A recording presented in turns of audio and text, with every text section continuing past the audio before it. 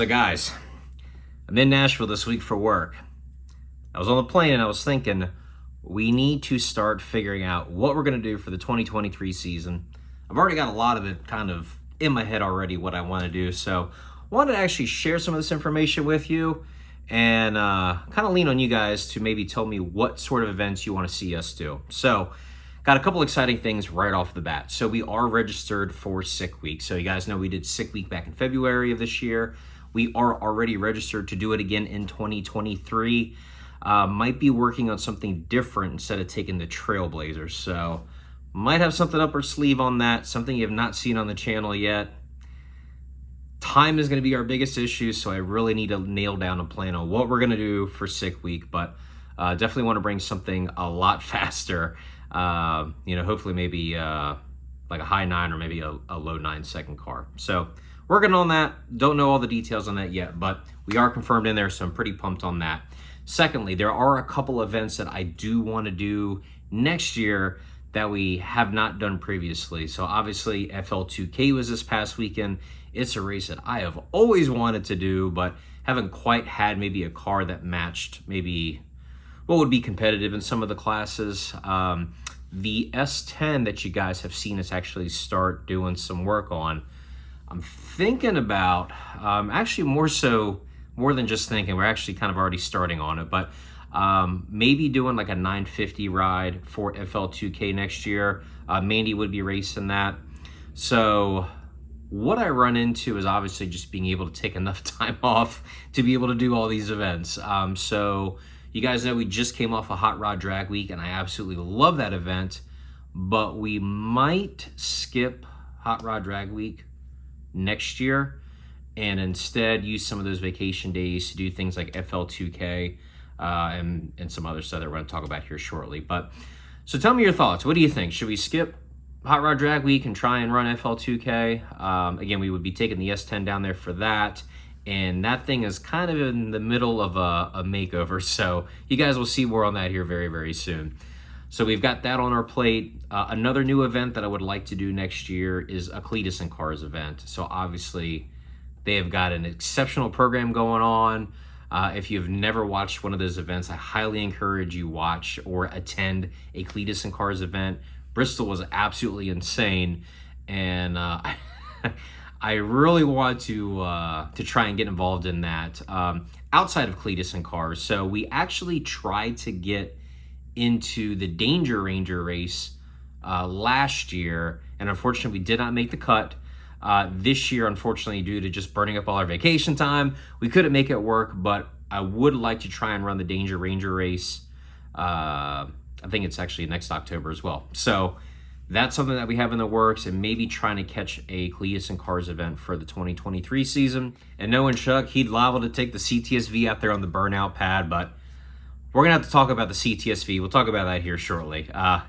It's hurt, as you guys have probably seen in the last videos. And then, of course, we've got a handful of Street Car Takeover races that we also want to do next year. So they haven't released the schedule yet, but obviously I'm sure Virginia Motorsports Park is going to be getting one for next year. We'll definitely do that one. Absolutely going to do Z-Max. That's honestly my favorite Street Car Takeover race. Actually, one of my favorite races to go to, just because the quality of cars is exceptional. So we're going to try and do Dinwiddie. We'll try and do Z-Max. Let's see here. What else? So we'll try and do Bristol for Street Car Takeover, as I'm sure they'll probably have that again next year, and maybe one or two others. So I'm hoping maybe about 5 Street Car Takeover races that we're going to do. And then we'll see what we can do for some diesel stuff next year. I'm not going to rule out the diesel program. I don't have anything diesel powered. I'm definitely bummed out that we can't run diesel truck wars with the Trailblazer anymore now that they've changed the rules, but totally get it. So need to figure out what we're going to do as far as a diesel program goes. So that pretty much covers everything that we, the new races that we want to do, as well as some of the old ones. And there are going to be some new vehicles actually coming to the channel. It's going to be a little bit more of a long-term project, but stuff you guys have not seen yet will be coming here. I don't want to say very soon, but I've got to I got to get a little bit of cash together because we are burning through it, and I need to figure out how to fund some of these bigger projects that we've got going on. Some of it isn't even racing related. They're just really, really cool fabrication projects that I think you guys are going to absolutely love. I'm getting pumped just thinking about it. So we've got that going on as well. But guys, tell me what your thoughts are. You know, is there something you guys would like us to try to do for next year?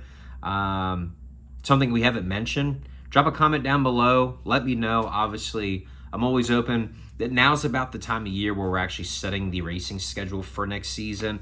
And between, you know, racing and family and some vacation time and stuff like that, need to try and kind of get all that in the works. But anyway, guys, while I was here in Nashville and I had a second, just want to stop, talk to you guys, let you know kind of what we're thinking for next year. And then on the Cadillac, it is definitely hurt. So we need to figure out what we're going to do for a transmission. We've been talking it over with Chuck quite a bit. Right now, kind of leaning towards a turbo 400 deal. Might even do a turbo 400 with a gear vendors behind it, just because a lot of this drag and drive stuff we do, the interstate driving is a killer.